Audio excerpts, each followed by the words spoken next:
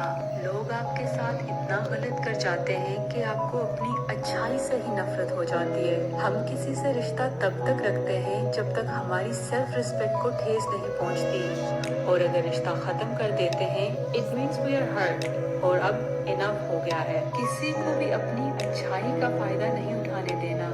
You need to be more assertive. हर बंदा आपका काइंडनेस डिजर्व नहीं करता। हमें अगर लोग थोड़ी देर में भी समझ आए, we should have the courage and the confidence to cut ourselves off from them. जब आप लोगों के लिए अवेलेबल होना बंद करेंगे, तभी जाके लोग आपकी वैल्यू को अप्रिशिएट करेंगे।